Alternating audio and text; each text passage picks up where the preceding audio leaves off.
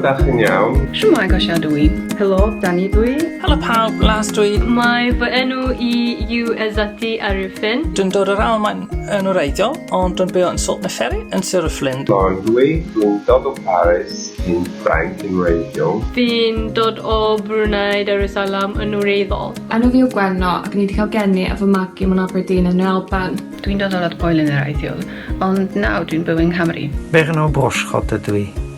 Dwi'n dod o'r Iseldiroedd. Dwi'n byw yma yng nghanol Penllyn. Fi'n byw yn Abertawe nawr gyda fy nheulu. Dwi'n dod o Saxony yn yr Almaen yn wreiddiol a rwan dwi'n byw ym Mhorthaethwyn yn Ynys Môn a dwi wrth fy modd yma. Dwi'n fframio lluniau yn Orialdona yn Pwyl a dwi hefyd yn mewnfwrio beics o'r Iseldiroedd.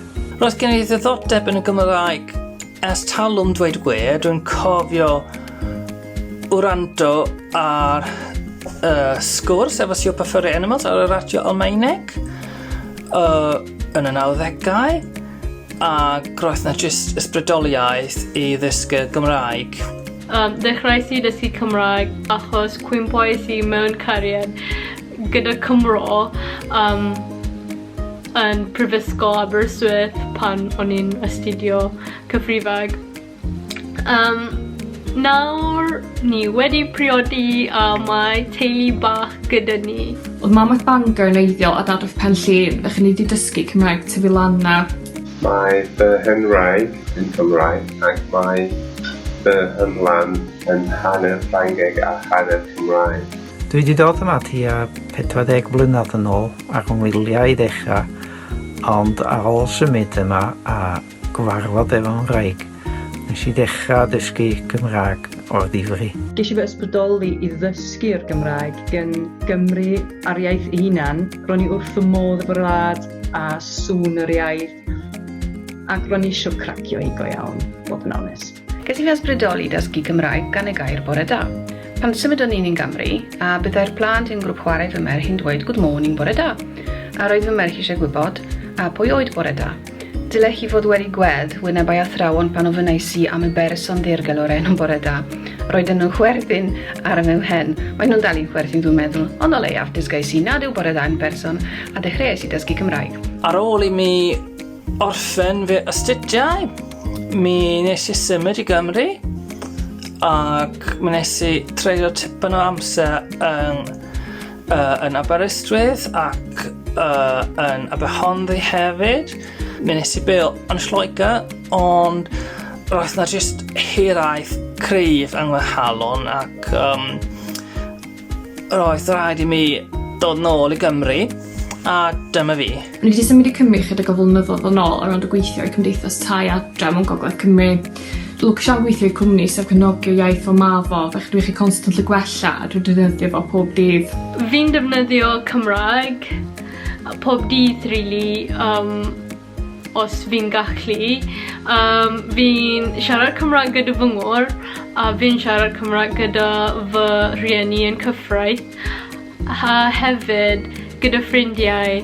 Yn ddiweddar fi wedi bod siarad Cymraeg dros y Zoom gyda ffrindiau a ffrindiau newydd. Dwi'n mynd i dosbarth Cymraeg bob wythnos yn Wrexham. Mae popeth Almaen wrth gwrs ar hyn o bryd.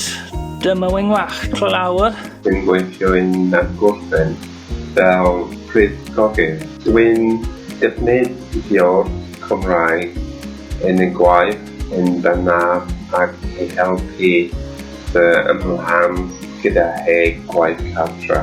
Dwi ddim wedi dysgu yr iaith yn ffurfiol.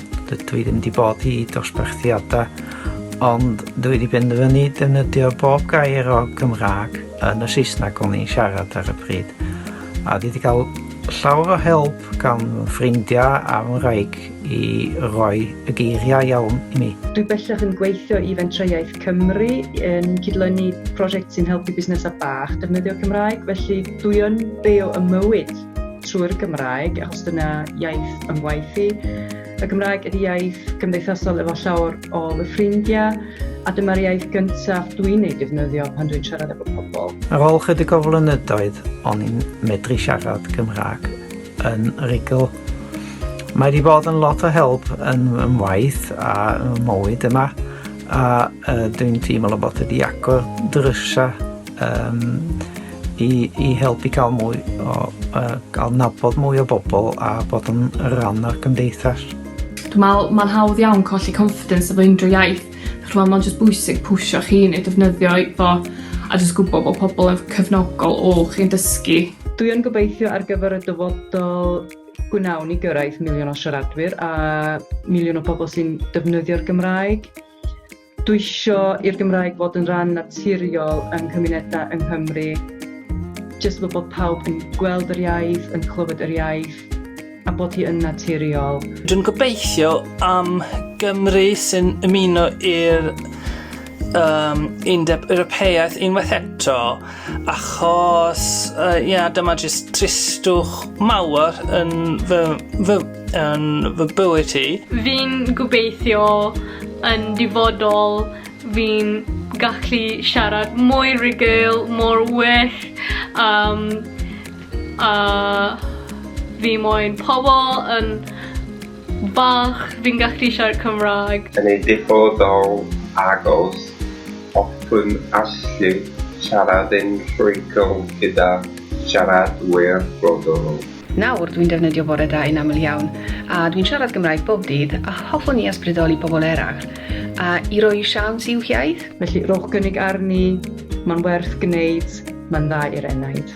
Ond nais yn ar y gacen yw sanu'r y siaradwyr Gymraeg, achos pan fyddwn ni'n dechrau sgwrs yn Gymraeg, codi fi cwestiwn yn anawhel o ble ydych chi'n dod? Wlad Pwyl. Mae eich wyneb picture, bob tro. Wel, sôn am ddial am bore da. Diolch yn fawr, hwyl!